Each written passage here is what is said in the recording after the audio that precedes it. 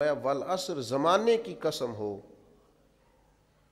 انسان کو پیدا کرنے والا رب قسم اٹھا کے انسان کی ایک بات کرتا ہے، والعصر، مجھے قسم ہو زمانے کی، ان الانسان لفی خسر، انسان کو پیدا کرنے والا رب فرماتا ہے بے شک انسان خسارے میں، گھاٹے میں، نقصان میں۔ لوگ اس کو کہہ رہے ہیں بڑا سیٹ ہے،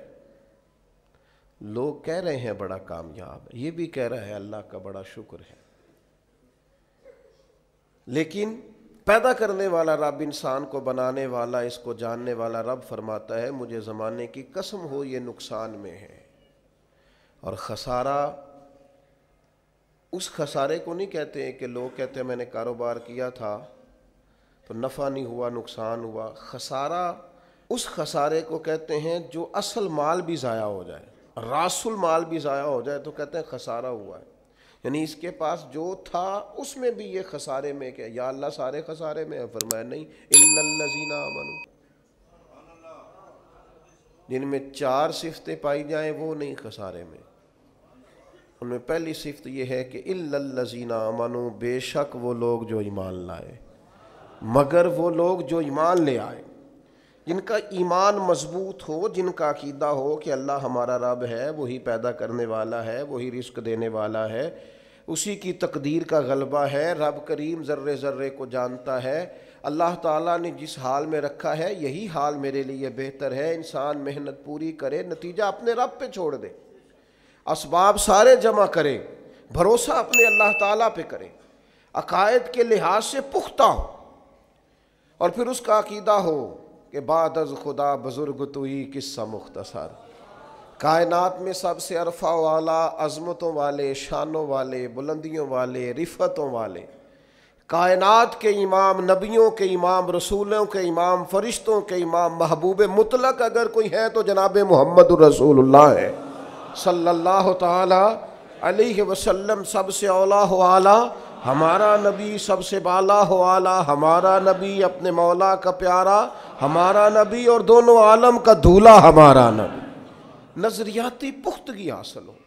عقائد پختہ ہو، ایمان میں عقائد پوری طرح داخل ہے، عقائد اہل سنت کا پابند ہو بندہ۔ پھر ایک اور بنیادی عقیدہ ہے، اسی ضمن میں سارے عقائد آ جاتے ہیں، فرشتوں پر بھی ایمان ہو، اللہ کے تمام انبیاء پر ایمان ہو، اچھی بری تقدیر پر ایمان ہو،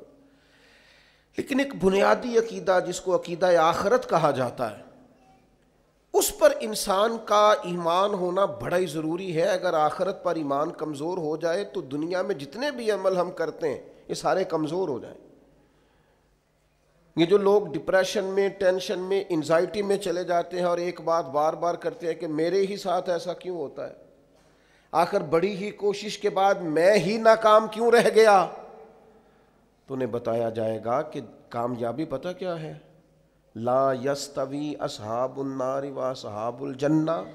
اصحاب الجنت هم الفائزون، جنتی اور جہنمی برابر نہیں ہیں، کامیاب وہ ہیں جنہیں اللہ تعالیٰ نے اصحاب جنت بنایا ہے۔ جو جنتی ہیں وہ کامیاب ہیں، جس کو اپنی آخرت کے تعلق سے اللہ تعالیٰ نے فکر سلیم دی ہے، راہ ہدایت دی ہے، اعمال حسنہ پر استقامت دی، اور وہ سمجھتا ہے کہ میں محنت اپنی آخرت کو ٹھیک کرنے کے لیے کر رہا ہوں، جد و جہد میری اپنی قبر کے لیے، حشر کے لیے، آخرت کے لیے۔ آخرت پر جس بندے کی توجہ ہے وہ بندہ کامیاب ہے۔ اس لیے دنیا میں اگر دنیاوی طور پر کوئی ناکامی آ بھی جائے تو کوئی اتنی بڑی ناکامی نہیں ہے، اس لیے کہ اصل کامیابی آخرت کی کامیابی۔ تو عقائد مضبوط ہوں، اور پھر عقائد اہل سنت کی پابندی اس کے پاس موجود ہو، نہ رفض کی طرف اس کا رجحان ہو، نہ خارجیت کی طرف اس کا رجحان ہو، اس کے نظریات ستھرے ہوں، اجلے ہوں، خوبصورت ہوں، وہ رسول پاک کی ذات گرامی کی پوری غلامی کرنے والا وہ شخص، تو اس کے نظریات اعلیٰ ہوں۔ تو فرمایا کہ انسان خسارے میں ہے، الا الذین آمنوا، مگر وہ لوگ جو ایمان لائے، وعملوا الصالحات، اور جنہوں نے نیک اعمال کیا۔ اور یہاں بات ختم نہیں ہوئی، 2 صفتیں اور بھی پیدا کریں۔ یہ 2 باتیں ان کی اپنی ذات تک تھیں، آمنوا وعملوا الصالحات، یہ 2 باتیں ان کے اپنے لیے تھیں۔ اب وہ سوسائٹی کو کیا دیں؟ دو کام معاشرے کے لیے بھی کریں، وتواصوا بالحق، حق بات کی نصیحت کریں وہ معاشرے میں، خیر کی بات کی نصیحت کریں، وائرل باتیں نہ کریں کہ آج کل یہ موضوع چل رہا ہے تو ذرا میں اس پر بولوں گا تو کچھ ویوز میرے بھی بڑھ جائیں گے، وائرل باتیں نہیں کریں، وہ وتواصوا بالحق، وہ حق بات کی نصیحت کریں، کلمہ حق کہیں اور حکمت کے ساتھ کہیں، ادعو الی سبیل ربک بالحکمہ، دانائی کے ساتھ کہیں، لوگوں کو سمجھانے کی نیت سے کہیں، کلمہ حق ان کی زبان پر آئے۔ اور میرے نبی پاک علیہ السلام نے فرمایا سب سے افضل جہاد ظالم بادشاہ کے سامنے کلمہ حق کہنا ہے۔ آپ حق کے ساتھ کھڑے ہوں، پھر آپ لوگوں کو امر بالمعروف کریں، پھر نہی عن المنکر کہیں، اور وہ بھی بندہ دیکھ کے نہیں۔